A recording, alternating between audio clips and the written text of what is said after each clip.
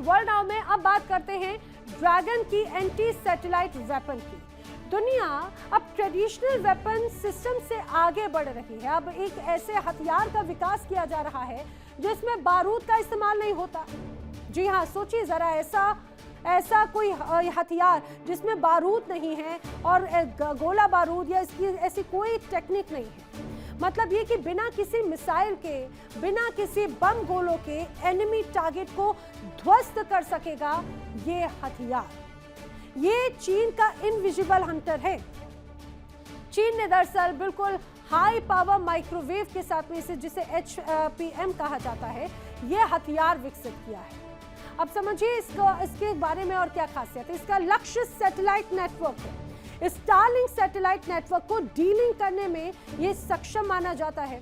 Anti satellite missile के बगैर ये एक तरह से इसको तैयार किया गया है। इसकी अगर शक्ति क्षमता की बात की जाए तो 20 गीगावाट तक इसकी शक्ति क्षमता एक तरह से है। कॉम्पैक्ट ड्राइवर टेक्नोलॉजी इसे कहा जाता है। जमीन हो, समंदर हो, हवा हो या अंतरिक्ष, हर जगह पर इसकी तैनाती पूरी तरह से संभव है। अब भविष्य की वॉरफेयर टेक में इसे एक बहुत बड़ा रोल इसका रहेगा, ये भी बात कही जा रही है। अब चीन के वैज्ञानिकों ने दरअसल सैटेलाइट को तबाह करने के लिए एक ऐसा ही वेपन सिस्टम डेवलप करने का दावा किया। चीन का कहना है कि यह हथियार इतना शक्तिशाली है कि स्पेस में तैनात उपग्रहों को यह खाक कर सकता है, मिट्टी में मिला सकता है। और इस इनविजिबल हंटर की मदद से चीनी सेना अमेरिका को खून के आंसू रोने पर मजबूर कर सकता है। इसे स्टारलिंक किलर भी कहा जा रहा है, जो एलन मस्क की सैटेलाइट को डीलिंक कर सकता है। और चीन को यह लगता है कि ताइवान पर अटैक करने की स्थिति में स्टारलिंक सैटेलाइट हेल्प कर सकता है। और ऐसे में मस्क के स्वाम सैटेलाइट को ये खत्म या फिर डीएक्टिवेट करना भी उसके लिए बहुत ज्यादा जरूरी है। हालांकि इसको लेकर तरह तरह के दावे जरूर किए जा रहे हैं। चीन ने स्पेस वॉर कैपेबिलिटी की दिशा में एक बड़ा कदम बढ़ाने का दावा करते हुए एक ऐसे हाई पावर माइक्रोवेव HPM हथियार का एक तरह से निर्माण किया, विकास किया, जिसे वैज्ञानिक इनविजिबल हंटर करार दे रहे हैं। चीनी मीडिया और रिसर्च पेपर्स के अनुसार ये सिस्टम्स एलन मस्क की कंपनी स्पेसएक्स के स्टारलिंक सैटेलाइट नेटवर्क को बगैर एंटी सैटेलाइट मिसाइलों के ही बाधित या निष्क्रिय करने में सक्षम हो सकती है। इसे 20 गीगावाट तक की शक्ति देने वाला कॉम्पैक्ट ड्राइवर बताया जा रहा है, जो जमीन, समंदर, हवा या अंतरिक्ष किसी भी प्लेटफॉर्म से तैनात किया जा सकता है। यह दावा ऐसे समय में आया जब ताइवान स्ट्रेट में तनाव बना हुआ है और बीजिंग को आशंका है कि किसी संभावित संकट या संघर्ष की स्थिति में स्टारलिंक नेटवर्क अमेरिका और उसके सहयोगों को संचार, निगरानी और लक्ष्य निर्धारण में निर्णायक बढ़त दिला सकता है।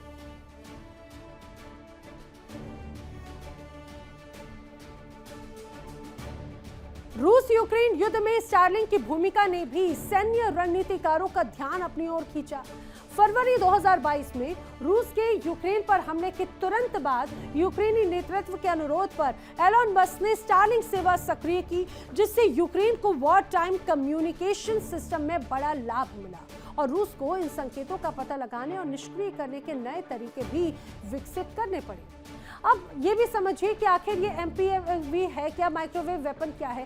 आइए आपको बताती हूँ। दरअसल जिसे माइक्रोवेव वेपन कहा जा रहा है, यह हाई फ्रीक्वेंसी रेडियो वेव से इलेक्ट्रॉनिक सिस्टम को निष्क्रिय करने वाली तकनीक है। इसके अलावा सैन्य क्षेत्र में ड्रोन, मिसाइल सिस्टम और कम्युनिकेशन उपकरणों को एक तरह से जाम करने के लिए इसका इस्तेमाल किया जाता है। बड़ी भूमिका निभाता है। सैटेलाइट पर असर की क्षमता पर भी इसका शोध लगातार जारी है, ऐसी भी जानकारी सामने आ रही है। रिसर्च अभी भी जारी है। लेकिन आखिर ये माइक्रोवेव वेपन काम कैसे करता है? माइक्रोवेव एनर्जी से इलेक्ट्रॉनिक सर्किट बाधित या ओवरहीट हो जाती है। लेकिन एक और बात, ये क्या ये इनविजिबल हंटर इंसानों के लिए खतरनाक है? कहा यह जाता है कि अगर ज्यादा एक्सपोजर हुआ तो ज्यादा एक्सपोजर होने पर स्वास्थ्य जोखिम संभव है और इसके प्रभावों पर अभी भी रिसर्च जारी है। यूरेशियन टाइम्स की एक रिपोर्ट सामने आई और उसमें चीन के शियान स्थित north west institute of nuclear technology, जिसे NINT कहा जाता है, उनके वैज्ञानिकों की एक टीम ने TPG 1000 CS नामक ड्राइवर विकसित करने का दावा किया, जिसे दुनिया का पहला compact high power microwave driver बताया जा रहा है। अब रिसर्चर्स के अनुसार ये इक्विपमेंट 1 मिनट तक 20 गीगावाट तक की शक्ति दे सकता है और एक सेशन में 3000 तक हाई एनर्जी पल्स ये पैदा करने में सक्षम है। अब रूस के अगर साइनस 7 सिस्टम की बात करें तो उसका वजन करीब 10 टन बताया गया था, जो केवल 1 सेकंड तक काम कर पाता था और प्रति बर्स्ट लगभग 100 पल्स ही देता था। वहीं TPG 1000 CS की अगर बात की जाए तो उसमें और रूस के इसमें बड़ा अंतर है। इसकी लंबाई करीब 4 मीटर और वजन लगभग 5 टन है और इसे ट्रक, युद्धपोत, विमान या सैटेलाइट प्लेटफॉर्म्स पर भी बहुत आसानी से इनबिल्ट किया जा सकता है, वहां सेट किया जा सकता है, लगाया जा सकता है। अब NINT की टीम ने कहा है कि इस सिस्टम ने अब तक 2 लाख से ज्यादा ऑपरेशंस पल्स जमा किए, जिससे इसकी विश्वसनीयता सिद्ध होती है और मल्टी प्लेटफॉर्म डिप्लॉयमेंट का रास्ता एक तरह से खुलता है। अब चीनी रिपोर्ट्स में दावा किया गया है कि अगर TPG 1000 CS जैसे सिस्टम्स को स्पेस में तैनात कर दिया जाए, अंतरिक्ष में तैनात कर दिया जाए, तो इसका ना दिखाई देने वाले हमले और भी ज्यादा घातक हो जाएंगे। माइक्रोवेव हथियारों की सबसे बड़ी खासियत यही होती है कि वो पारंपरिक हथियारों की तरह मलबा पैदा नहीं करते। अक्सर बगैर किसी विजिबिलिटी के इलेक्ट्रॉनिक सिस्टम को वो डीलिंक कर देते हैं और ये आज के वक्त की जरूरत और सबसे घातक परिस्थिति है।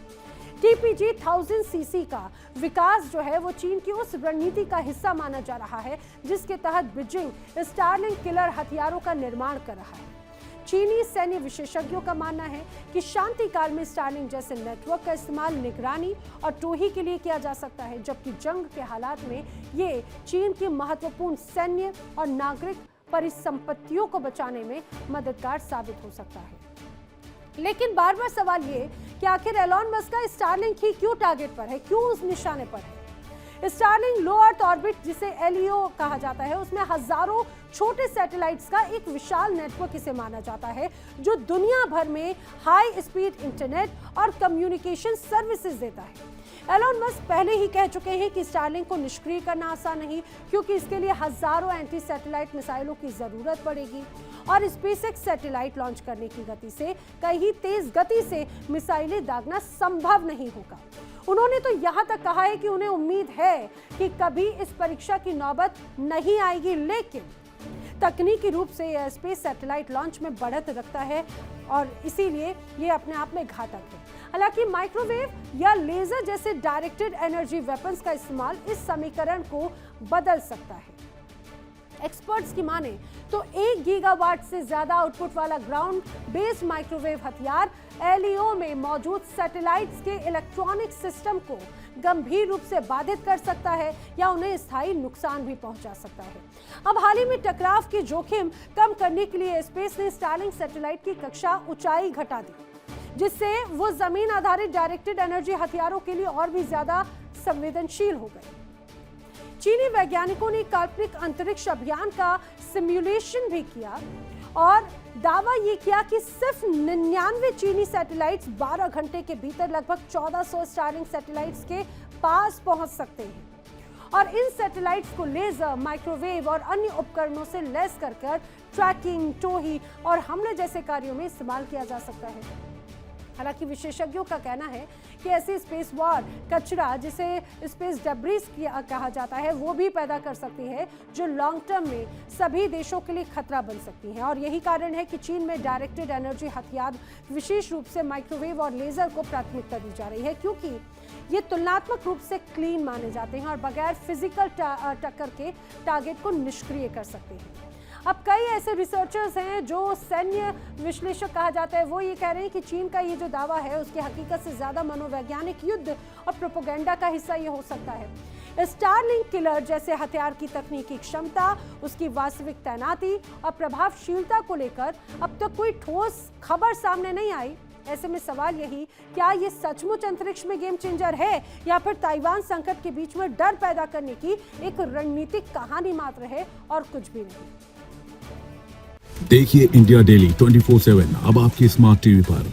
इंडिया डेली मौजूद है सभी डिजिटल प्लेटफॉर्म पर लाइव और लगातार। इंडिया डेली 24/7 हर दिन राष्ट्र को समर्पित।